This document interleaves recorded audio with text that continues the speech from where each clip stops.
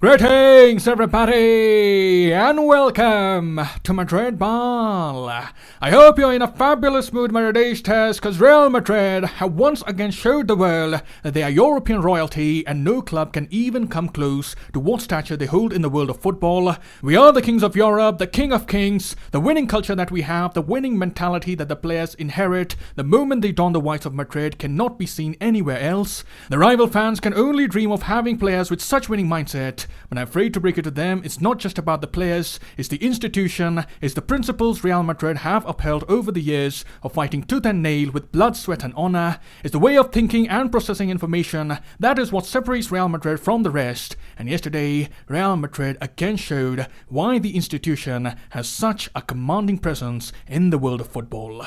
And about this year's Champions League, it truly has been a very satisfying one, because if you just have a look at the opponents that Real Madrid have faced on the way to the final, you can easily say it can't get any more difficult than that. Real Madrid were always considered as the underdogs. People refused to give us any chance. All the odds were being stacked up against the Los Blancos, and the kind of disrespect for what Madrid was achieving on the pitch was certainly not called for. Especially the English pundits were living in their own world of denial. They said we won't get past PSG, we did that. They said we won't get past Chelsea, we did that again. They said City would steamroll Madrid, but we left them embarrassed. And lastly, they said that Liverpool would thump Madrid in the final. But as things stand, those overhyped English merchants are crying in one corner, and all of those teams were humbled by the Los Blancos. It's amazing how Real Madrid have overcome one obstacle after another. It's brilliant how Ancelotti has marshaled his troops and dealt with all the negativity and the bias that was being generated against Madrid, and you have to salute the players and the coach for what they have achieved.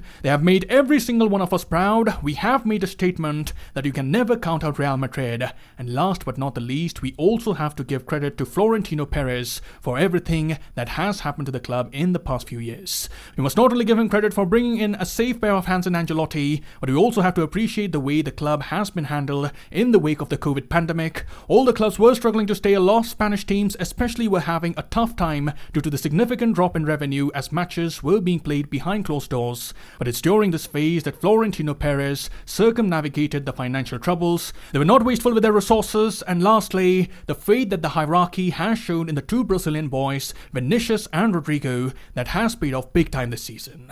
So yes, we are not the most aesthetically pleasing side that we once used to be, but yesterday we saw the players using all the experience, all the class they have acquired over the years. The veterans and the youngsters played the role that they were allocated very well. They were hungry to end the season in the best way possible, and together as a unit, the team flourished and emerged as the European champions for a record 14th time.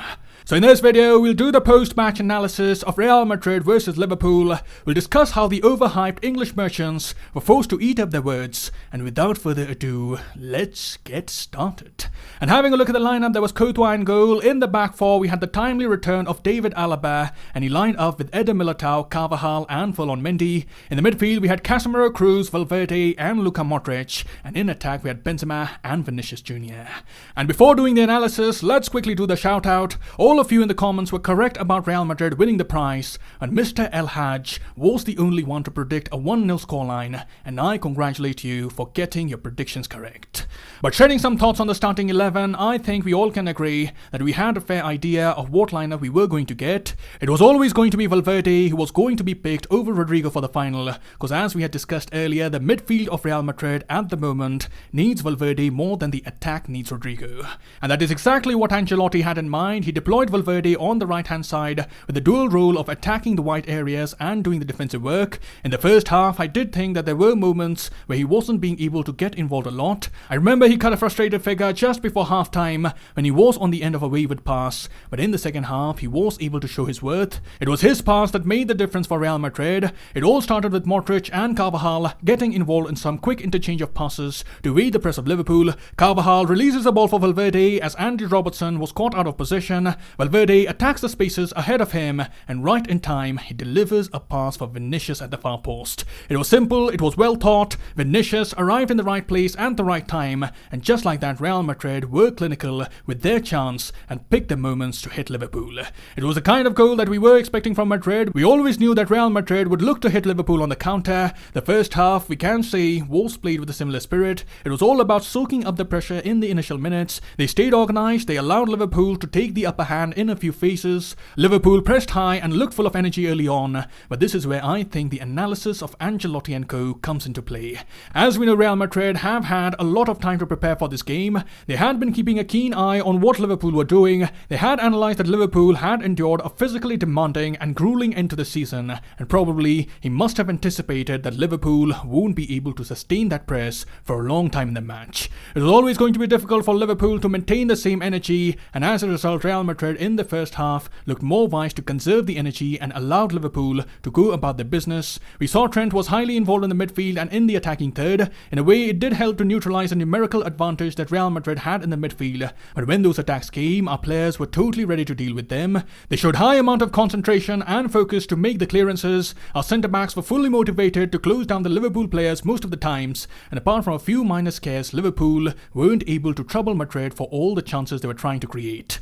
In a way, we can say that the Los Blancos were prepared to suffer to take the sting out of Liverpool. They were just waiting for the slight drop of intensity, and as the match progressed, we saw Madrid getting more and more involved. The plan that Ancelotti had was working to perfection. In the second half, Real Madrid were quick to get on the front foot, especially after the goal. We saw Madrid were playing with much more conviction, and as the clock was running down, we saw some excellent game management from the men in white. There were some admirable patterns of play that frustrated Liverpool by shutting down the spaces in the centre, and when Liverpool did manage to get through, they came across the great Belgian wall, and Courtois, ladies and gentlemen, was absolutely determined to take the clean sheet home.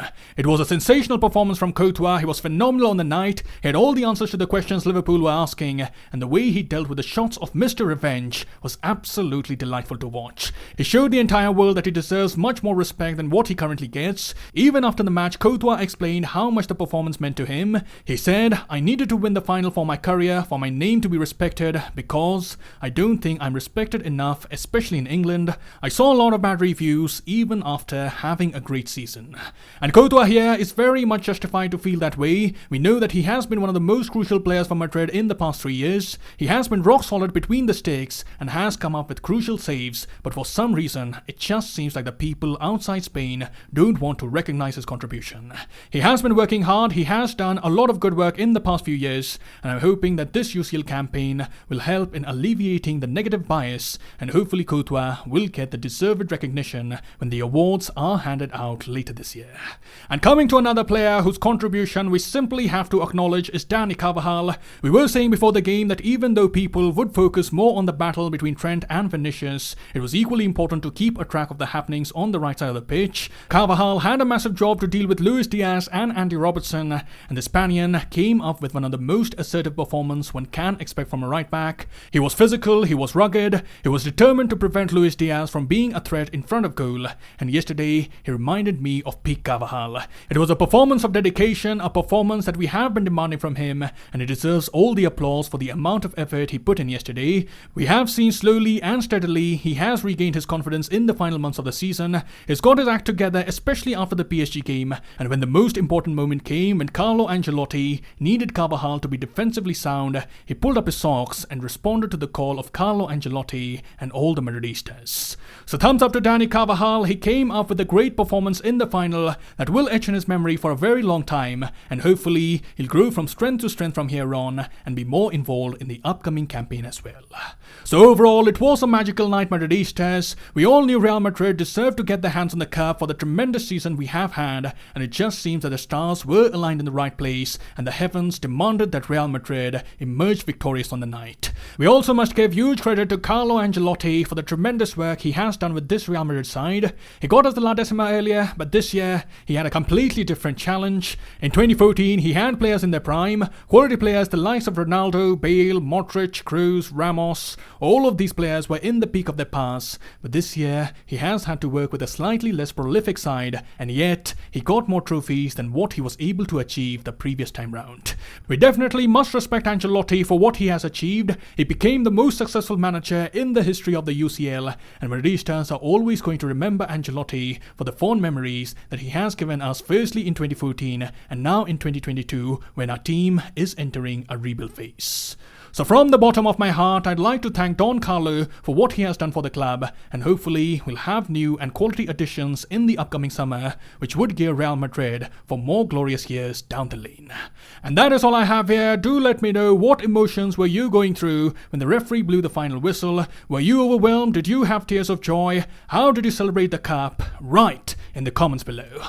I'll see you soon. Till then, take care. Glory to Madrid. And as always, Madrid.